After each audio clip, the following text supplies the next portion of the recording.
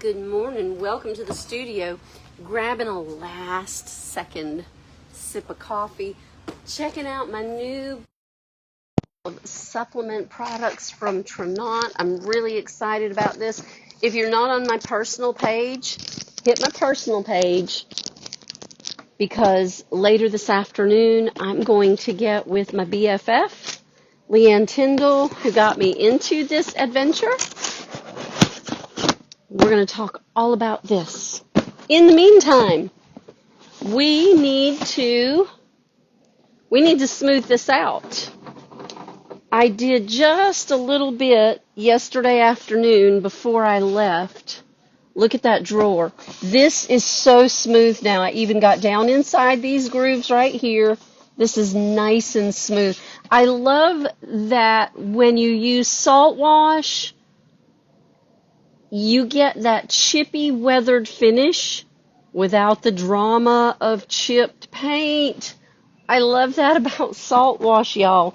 It makes it so amazingly beautiful.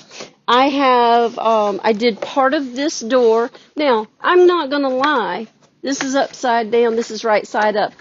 In here, I knew it when I put the salt wash on it. This is all going to have to be done by hand.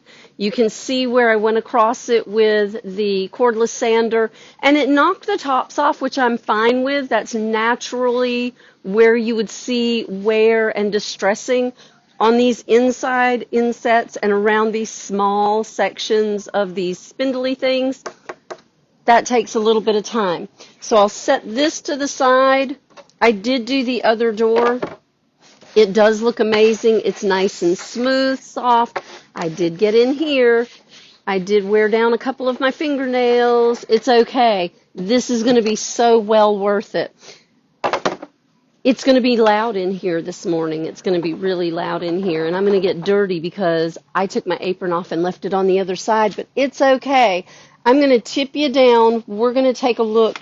This drawer is Sunflower Rethunk Junk Paint by Laura mixed with salt wash over the top of salt wash mixed with Blue Lace limited edition color by Rethunk Junk Paint by Laura.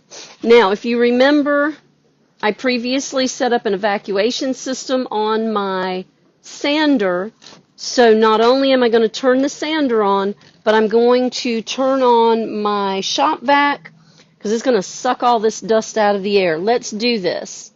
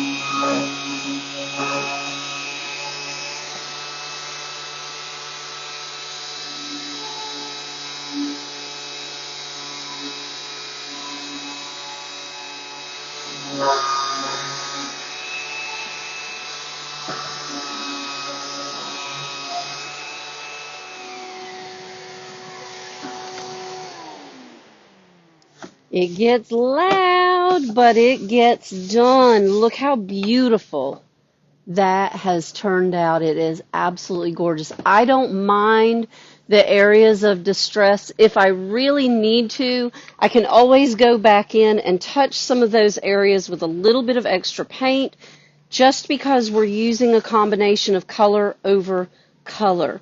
And I didn't mention, but I'm using a 180 grit sandpaper to do this. I also have a 180 grit that I've balled up and used pretty well. So if there's any smaller areas that I missed, now's the time to catch them with the hand sand.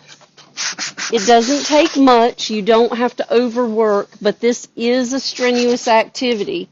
There are a lot of different ways to use salt wash to get the effects without having to work as hard as I do. Now me, I overuse the salt wash because I want as chunky and distressed a texture as I can get.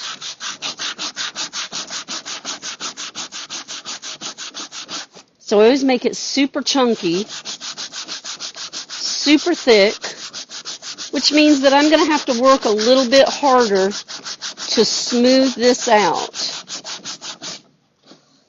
But once I do, it's absolutely beautiful. And it is ready. I'm going to dust it, use a tack cloth to make sure I get all of the dust off here.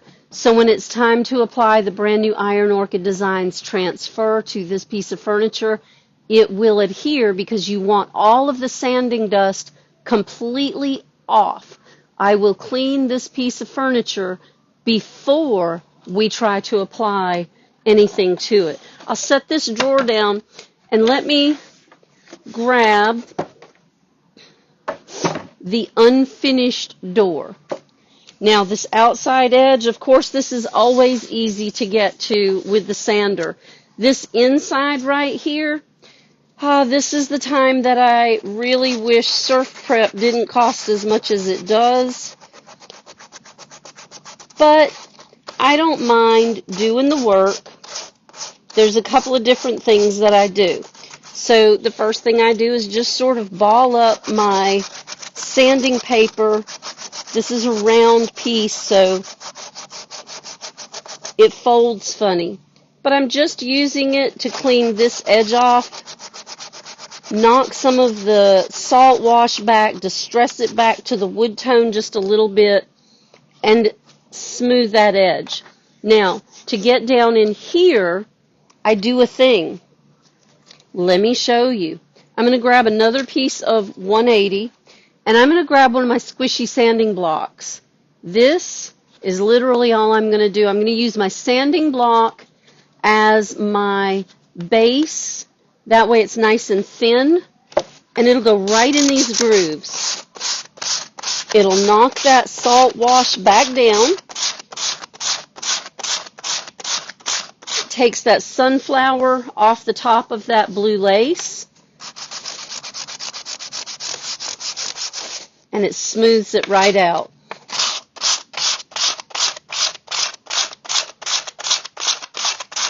Now I'm only going in one direction because I'm just holding my sandpaper onto my sanding block. That way when I do this, it doesn't really hold up well. If I just go in one direction, at the same time, I'm able to get part of this side from this spindle. So I'm going to go ahead and knock the spindle down too. We'll go ahead and get that sanded. Same thing here.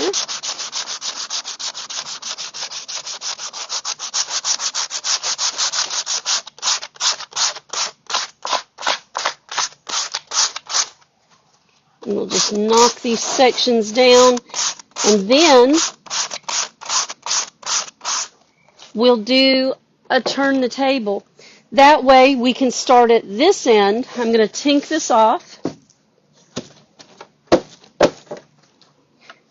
We can start at this end and sand back against the way we just came.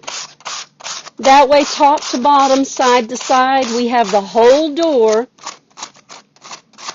all the spindles smoothed out, cleaned up, and ready for an application. Now, you need to turn, it really tears your sandpaper up. You need to turn it every once in a while. Turn it and get a better section.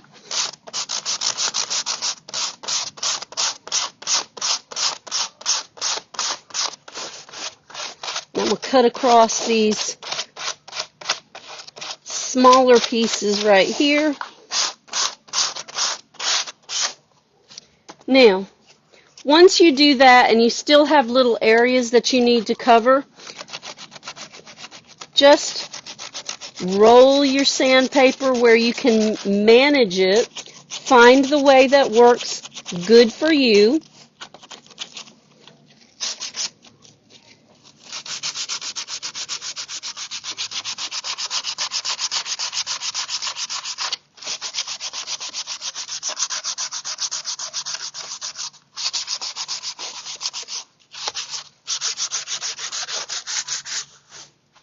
And we've got a little bit right here.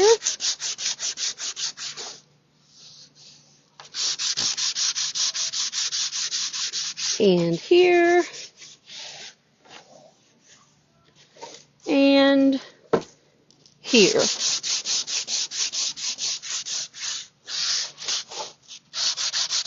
And I'll hit this edge just a little bit more. I want a little bit more blue lace showing. But now, it's not perfectly smooth in here, but it is where I want it to be, and I do love those little highlights right there. But it's where I want it to be so that when I get ready to do the transfer on this, everything is done. I'm going to hit this little inside edge right here. This is actually easier than using the sanding block, and I'll show you why. If I get ready to use the sanding block in here, it cuts the edge more than I really want it. Now, if I want the edge cut down good, I don't mind it. But it has a tendency to shred my sanding block.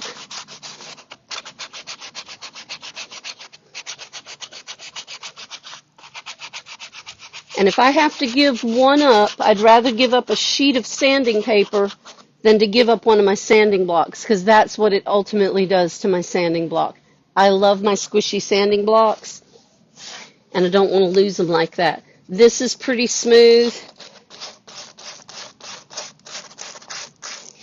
and oh, I'm loving it.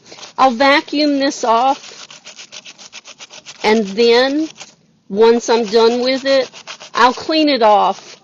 I'll use just plain spritz of water and a rag, and then I will make sure to hit it again before we do anything. Now, this is probably one of the pieces, because we're sanding so much back, that before we ever apply a transfer to this, we'll probably seal the whole thing. That way, we know we're working to a smooth surface with no dust residue.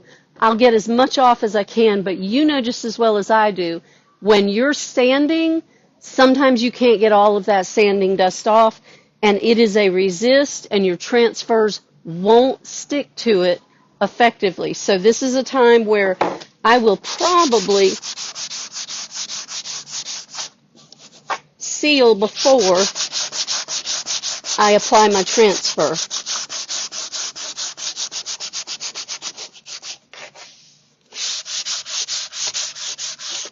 That's beautiful. All right, let's set this to the side. We have both drawers done.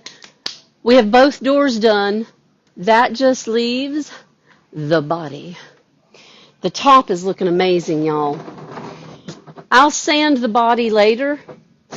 Let's do our stamping. We have waited all week for the stamping part. Have you? I'm going to wash my hands off with an alcohol wipe before I touch my stamps and my ink, because I don't want any dust, any dirt, any residue. And this is fairly well clean, but I don't want it all over my hands. I don't want it all over my stamps. I definitely don't want it involved in my ink. There's my ink. I have my ink pads already set up. Let me move my little assembly out of the way. And there's my Barnwood Plank stamp set. This is, this is a really much older stamp set, but it's one of the stamp sets that you always want to make sure you have in your toolkit. So if you don't have this, make sure that you order it when you get your brand new Iron Orchid Designs 2024 summer collection, because this is a stamp you will use over and over in so many different ways.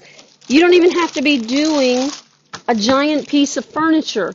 All you really need to do is want a background that looks like barnwood. I'm not going to set it down here. It's really dirty. So I'm going to set it to the back side. Let's look at the pieces we have to work with. You have a lot of grain work in there. You have a little bit lighter quarter sawn look. Of course, you have the knots that come in the wood and the nail heads that go on the in-between. You have everything in here, even a piece that's sort of broken off looking. There's another nail head, so you have lots to choose from, smaller pieces when you need to do a fill-in, another quarter sawn. You've got all the things right here. You could even do an entire sheet and then come back and just fill in the top section. That's perfect. That's absolutely beautifully perfect. And you get a great finish. Let's do this. In order to get the amazing look across the top that I want, I'm going to start with my black ink. I really think that's where I need to start. Although I do love using my turmeric over the top, I like using this first and then using black. Let's do that. Let's see how that does. I have tomato. I have all the colors on my ink pads. So let's see what this does when we apply our turmeric first.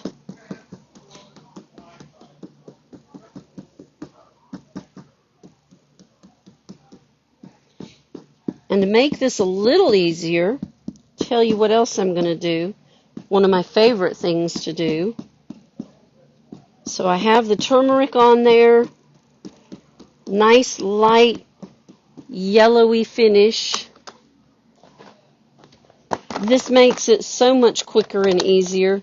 I'm leaning hard on green. I don't know why, but I'm leaning hard on green in my mind.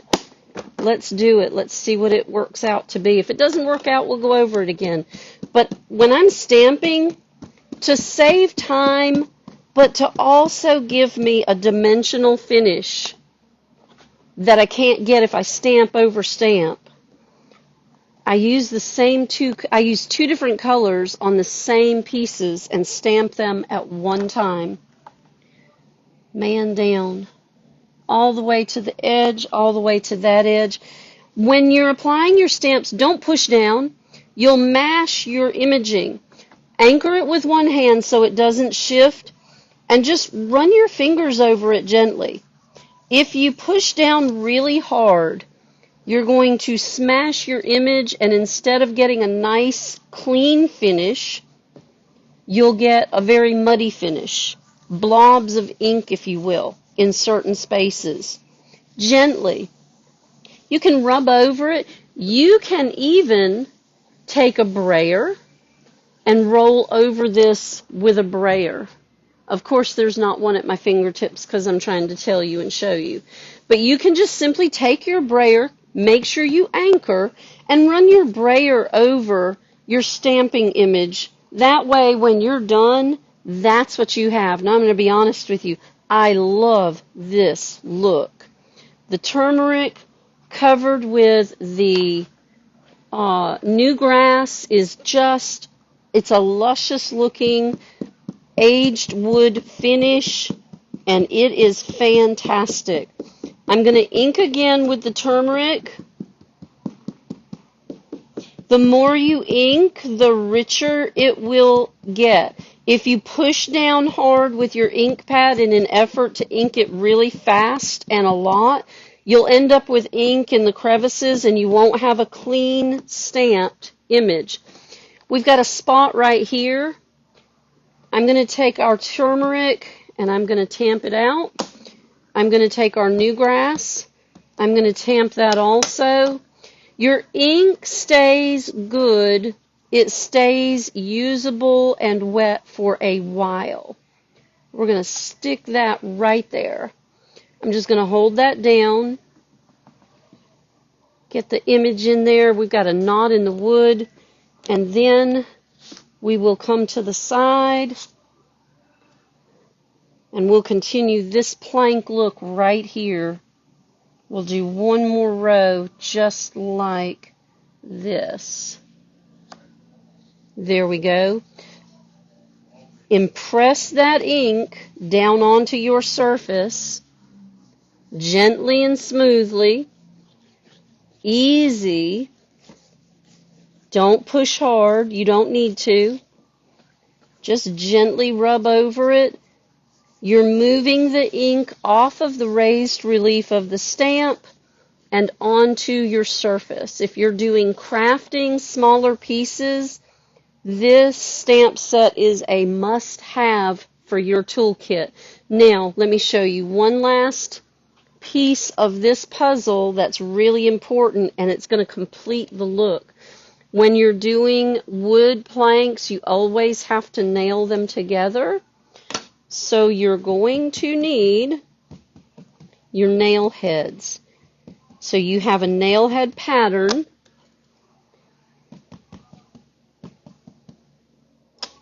Gently and easy. Flip that over where you joined your two stamps. Lay it down. This helps if you left a little bit of a gap. This sort of covers in that gap. And there you go. You have your nail head. Now, when you're doing a plank wall, you offset your planks. So when we get here, we're going to offset the planks a little bit. When we come up here, we're going to offset them so that our nail heads are not in the same place. We'll have a little bit different finish right here as we move to the back of the dresser top.